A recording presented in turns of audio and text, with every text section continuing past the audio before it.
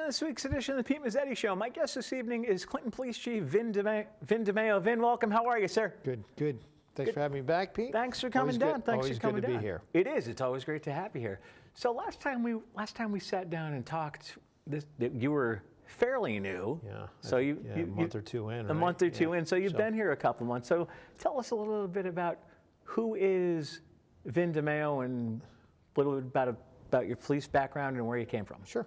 My name is Vince DeMaio, obviously. I hope so. That would be strange. It says, I check my name tag from time to time in case I get confused, right? Exactly. But grew up in Stanford. Be turning 50 come May. All right. May, so I'm getting up there in years. Just I'm celebrating now my 27th full year of law enforcement. I came on, sworn into the PD down in New Canaan, Connecticut on September 11th, 1989. Okay. Worked my way up there. Started out, only had 15 college credits, worked hard, and worked full time. Went to school on my off hours. Got my bachelor's in political science from UConn. Yeah. Continued on. Got my master's degree in public administration from University of New Haven. And I pretty much held every single every single job in the police department. As I worked my way up down there, we had sworn dispatchers, so I was a patrol officer first, and then I moved into dispatch. You would sit down on a rotating basis, once a month, once every couple of weeks, wherever that kind of fell to. I was in charge of training there for a 3-year period. I was in charge of recruitment, testing, and selection. I was the accreditation manager for the department for over 10 years. I was an investigator. I was a patrol sergeant. I was a patrol lieutenant. Wow. I was an investigative commander, and then my last 2.5 years there, I was the second in command of the department as the operations commander. So, I'm a native of Connecticut.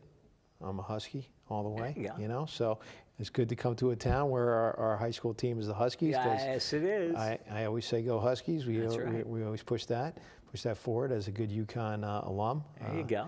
They used to get angry at me when I would wear it over at University of New Haven. I'd come in with my Huskies garb, and they'd start telling me, they'd chastise me, ask me why I'm not wearing the Chargers stuff. Exactly. And I said, hey, exactly. Listen, when you guys get a Division I team, I'll start wearing your stuff. But they didn't like that. No. But that's just the way it is. I have very few filters, I think. But really happy, moved the whole family up here when we took over in April 1st. So now I've got 8 months behind me here in Clinton. Okay. I think we're making a lot of forward progress. We're making a lot of good community connections. I've got a great staff of really dedicated people, and not just my sworn officers, my dispatchers, our animal control people, my office staff. Everybody's dedicated to really doing a professional job. And I'm really just couldn't be more proud of them and be more proud to be the head of this organization, because I think it's a great group of people, just real happy to be with them. Love to be outdoors, love the shoreline, always wanted to live here, so I was fortunate enough to get the opportunity to apply for the job and land the job, when I actually got up here.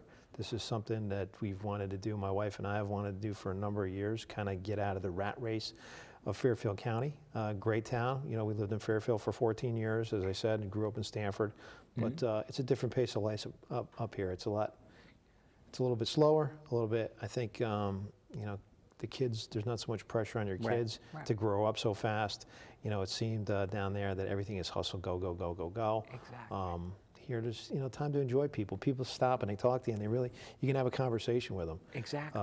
You run into people down in Fairfield County you may not have seen for 5-10 years, and it's, hey, how you doing? Great to see you. How's the family? Everything good? Boom, and I'm out, and I'm done in 30 seconds. And exactly. That just happens to be the pace of life, and you can't really get around it. You don't have Here now, people stop, they talk to me, they want to know how I'm doing, they want to know how my family is, exactly. what we think of the town. So that's tremendous. You can't buy that. So it's a great place to raise a family. As I said, just very happy to be here. We got a great house. It's peaceful. It's quiet. Really enjoy it. It's like being on vacation. My wife and I, we're very fortunate. We wake up all the time and go, really? This is our house. I'm a kid that grew up in a little 900 square foot cape on a little tiny postage stamp of land in Stanford. So I think my walk-in closet now is bigger than my bedroom was when I was a kid. So it's pretty good. It's pretty good, and just very, like I said, very fortunate, very thankful to have the opportunity to be here. There you go. Now, how many officers? Then you said you had a pretty big department. How many Well, many I do you mean, have? this is smaller. This is about half of what I was managing in New Canaan. New Canaan, we had 47 sworn officers, Okay. and 10 civilian staff. Here, I have 27 sworn officers, and we have 7 civilian dispatchers, 1 full-time and 1 part-time animal control officer, and I have 3 administrative staff as well as a custodian. Oh, okay. So it's a little bit smaller, but these guys do a lot of work. I mean, everybody understands when you say 27, most people think, wow, that's a lot. That's a lot of officers for a little small town small of Clinton. town, right. But what you don't realize is we're staffing 24/7. Right. So, Exactly. it takes a lot of people to staff just 3. So during the course of the day, our minimum staffing for day shift is 3 officers. Right. 4 officers for the 3 to 11 shift, and 3 officers for midnights. For So the- I mean, that's yeah. really minimal staffing for running down the number of calls that we have to run down. We have a high call volume. We have a lot of transient population. And yeah. even though our population is only 13,500, Right. Clinton Crossing probably brings in about 10,000 people a day. On the holidays, yeah. we're coming up on Black Friday, and that's expected to bring 30 to 40,000 people in. So, I mean, that's a lot of calls for service. There's a lot of traffic. The potential for a real drain on your resources is huge. So when you start looking at it in that perspective, that 24/7, 365 days a year, we have somebody constantly being staffed. 27 really doesn't seem like it's that big of a number, and I think everybody needs to kind of put that in perspective. Guys, everyone works a 40-hour work week. Right. You have to have time off, Oh, yeah. and to staff a department our size, these guys are working an awful lot. Exactly. Now let's talk about that for a second. Sure. Black Friday. Black Friday. Black Friday and being a member of a police department. Okay. Well, Black Friday, where I came from, it was no big deal because we didn't, Yeah. we didn't have a lot. We had a small downtown area with some high-end retail shops and stuff, and we didn't experience the crush that Clinton experiences with this, premium outlet up Yeah. there. But we've developed a very good working relationship with the management team up there at Simon Properties. We've developed an operations plan for the whole weekend because there's going to be extended hour. Yeah. We pushed out the timetable on our social media platform to let people know, hey, like these are the hours we're going to be there. We would encourage people that aren't going to be shopping to kind of avoid the area because you're going to have to expect some kind of delay and some kind of traffic congestion. Right. Obviously, there's only so much asphalt. You can only put so many cars on it. It's simple physics. Exactly. We're going to coordinate the lighting, the traffic control signals to try and move traffic a little bit better, and we're going to try and engineer a traffic pattern to keep the flow of traffic moving as best we can, and minimize the backups, especially out onto 95. That becomes very dangerous. Right. We really want to try and avoid that. And we also want to, we want to minimize the impact to the status quo of the area. People that live in the area obviously don't want to get sent all rerouted all around town and have to wait for 45 minutes to get to their house coming home from church or what have you. Exactly. So we're really going to work on that, and we've staffed. I think we've come up with a good staffing plan, and we're going to implement that. We have good communication with Simon Properties, and we're working with our partners here in the community, obviously with the fire department and EMS.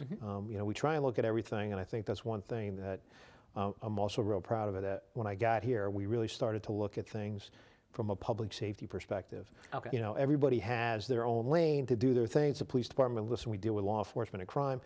Fire department does hazardous materials and fires, structure fires. EMS handles the medical calls and so forth. But we're all delivering the public safety is our platform. So we all have specialities in there, but there's a lot of things that we need to do together, working together collaboratively. And we got a great bunch of people heading those departments. We got Brian Manware at the FD and Mike Neff, John Batista on the EMS side. And then we also work very closely with Pete Neff at DPW, because that's another big component of public safety and traffic control, especially when we have these large events. It's really imperative that we have the ability to work with those guys, and they do a great job providing us with emergency lighting, extra signage, traffic control devices, barricades, and so forth. So it's really imperative that all of us get together and communicate, which is really what we've been doing, and I think that's a great thing to serve the community. Exactly. Now let's talk about. I know we talked about this last time we sat down together. Last time we sat down, you guys were doing a project with Dave McDonald. Yes. About the van. Yes. Let's talk yes, about it. That's an awesome project. How's it going? Well, we raised the money for the van. It's being fitted right now, so we're looking at hopefully a delivery date in another 2 weeks or so. Okay. They were having a little issues with his wheelchair. He needed a new wheelchair, so it was a little bit of a retrofit. But it's a beautiful van. He's got a black, it's a brand new black Dodge Caravan. Yep. Retrofit's got the nice, the standard features now, but they're luxuries to him that he never had. Bluetooth, backup camera, and it's really going to allow him to, come to work, serve the community, keep his mobility, keep his freedom, keep him moving around out there, and get that rat trap of a van that he has right now off the road. Because is it really that bad? Oh man, it's a mess. Is it? It's a mess. I mean, the poor thing looks like it's always going to tip over, because of it's never running. It broke down. Matter of fact, a couple weeks ago, before the other one was ready, luckily we had raised enough money that we had a little bit of extra money to get the car, to get it moving again, so we can have something in the interim. Because obviously you can't just go rent him a car. No. It needs to be specially fitted. So we needed the car broke down, wouldn't start. So we had to do some replacement work for a couple $100. We were able to get that done and keep his steering linkage went. It was, it was great to see everybody come together, and everybody that donated to that it was a great cause. And really did a great thing. I mean, this is what it's all about. These are the kind of things that you should really feel good about, and really you want to talk about helping somebody. Oh, totally. That's a huge thing. And we did Families Helping Families, partnered up with Ace Hardware, with Stewart's Ace Hardware, and just the amount of money that people were giving, just coming out. People that don't know them, they knew what we were doing, and they were just so generous giving us those donations that we were able to raise that money in no time flat. Really fantastic. And so the van is on order. Everything's good. Ordered it. He's been getting fitted. So, like you said, they ran into a little bit of a problem. He had to change his wheelchair, so there was a little bit of retrofitting to go into that. But they've overcome that now, and he should have it in about 2 weeks. So, or hopefully we'll have a nice big. A little unveiling party. All right. When it comes in, and we'll try and get the media there. All right. Because I think it's a great thing, like I said, and it's perfect coming right around the holiday time. Right. Good holiday story. Exactly. Oh, totally. Do some good deeds and totally good see how it works. So. We sort of like that. Well, Chief DeMaio, would you mind sticking around for another segment? Absolutely. All right. We'll be right back after a break. Perfecto.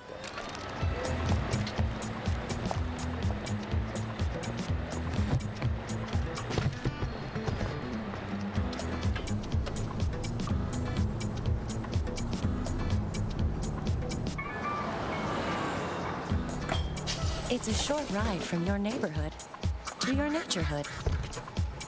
To find a neighborhood park or green space near you, visit discovertheforest.org.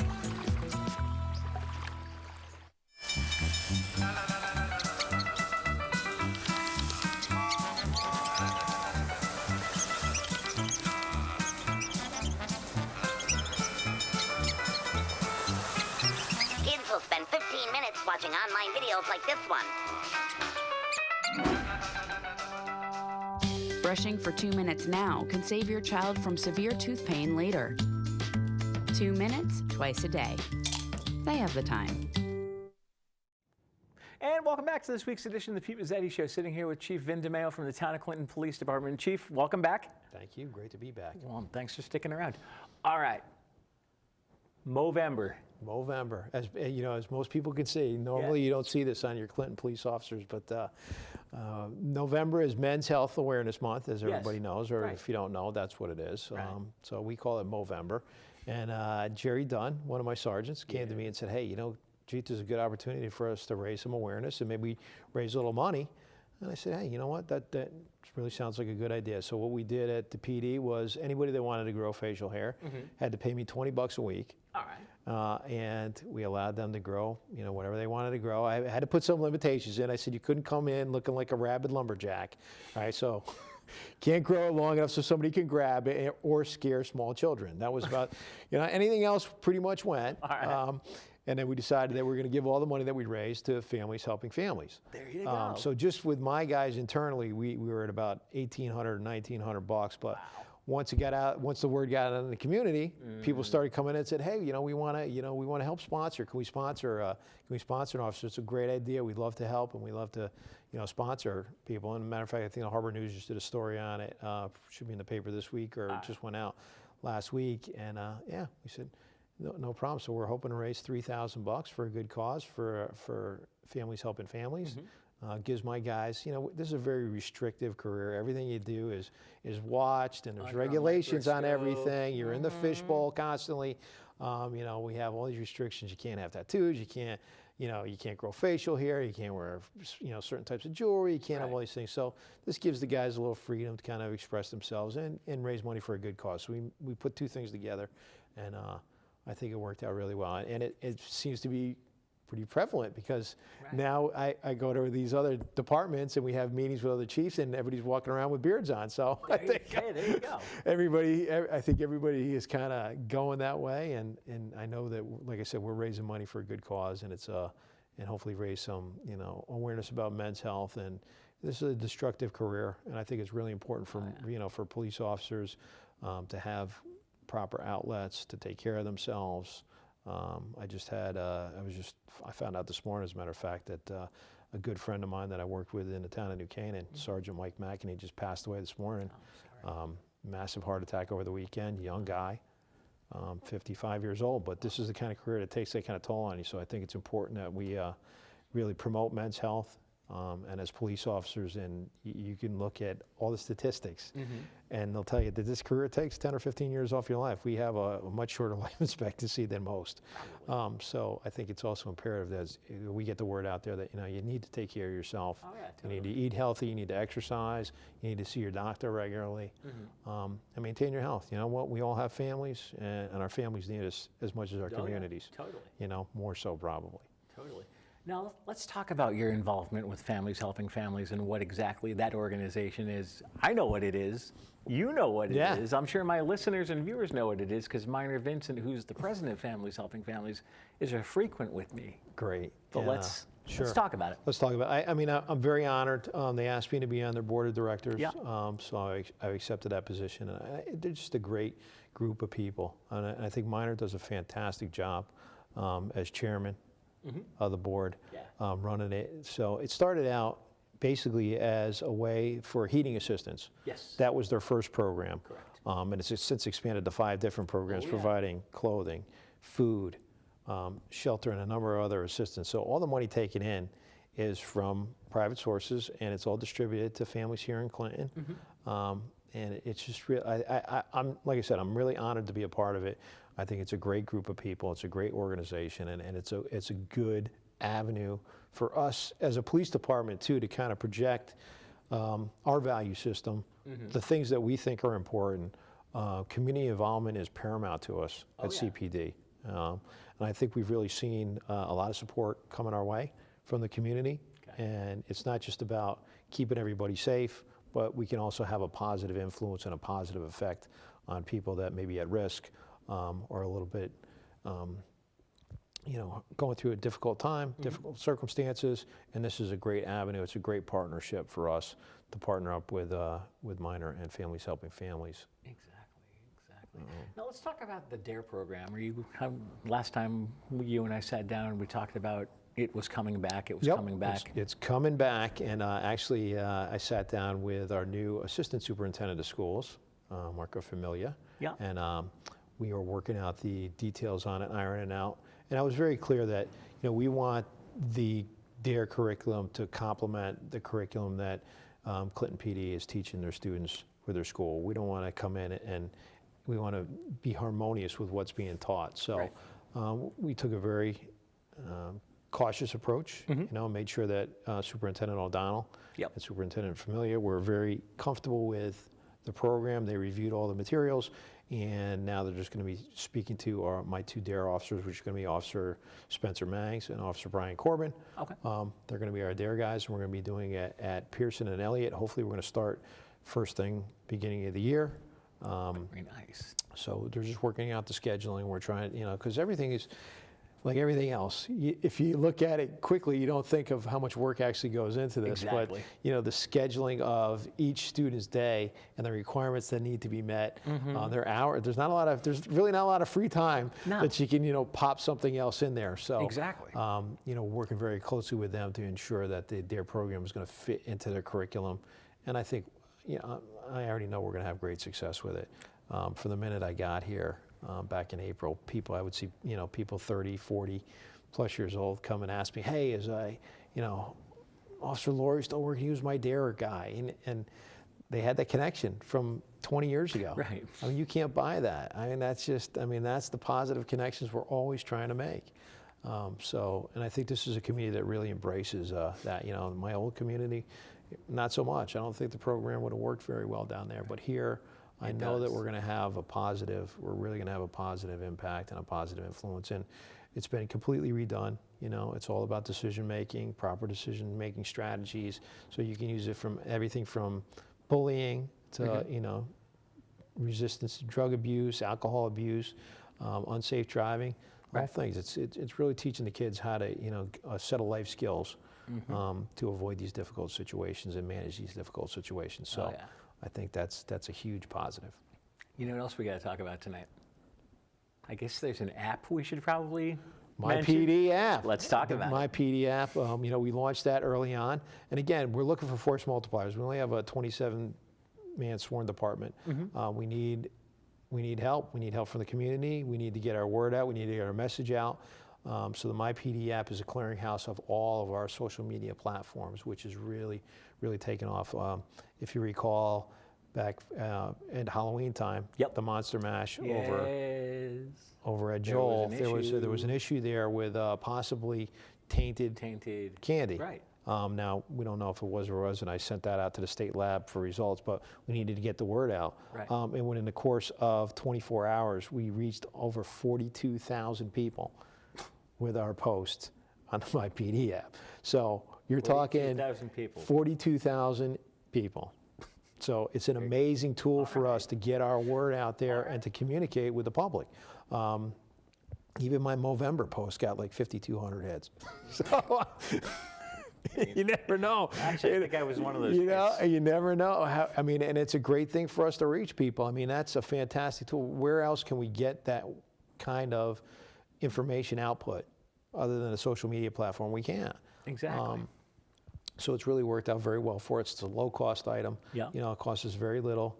We work hard on maintaining it. We're trying to improve our website now as well. Okay. So sign up. It's My PD. Pick your home PD as Clinton PD. Yeah. And you'll get all our Twitter feeds. You'll get all of our news alerts. There's a ton of useful information on there. Amber alerts, silver alerts, missing children, cold case files. There's even a bus schedule on there. So, you know what the Nine-Town Transit bus is doing. A bus schedule. We try and think of everything. Really? We try and think of everything. Excellent. Now, as far as we talked about the My PD app.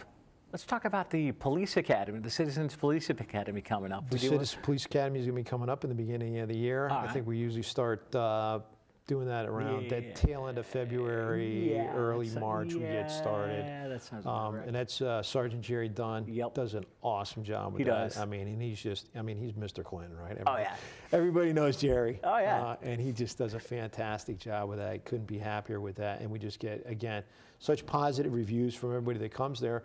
And everybody get a real insight into, what it takes to be a police officer. It's very easy to, right now, the media seems to be polarized against us, and it's always negative. But when everybody comes through the academy and sees the demands that are placed on our officers and the things that they need to do every day, and how complicated and complex this job really is, they come away with a much different feeling, and everybody walks out of there as a supporter. Exactly. So it's a great thing. So, we're very successful at that. And really, as I travel across the country doing assessments for CALEA across the country, everywhere I go that's had a Citizens Police Academy, when we have our public hearing, there's always someone there to support the PD and say what a great job they're doing, bar none.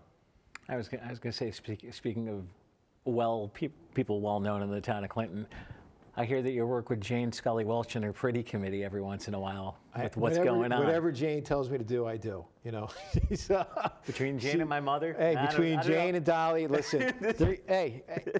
Number one, I enjoy spending time with both of them. They're great people. They are. They're a lot of fun, and their heart's always in the right place. Listen, they're out there and they want to give and they want to do things for the community and help the community. So, hey, anytime I can get time to spend with them, I'm happy to do it because it's a blast. And they know how to have fun. It is. So there's nothing wrong with that.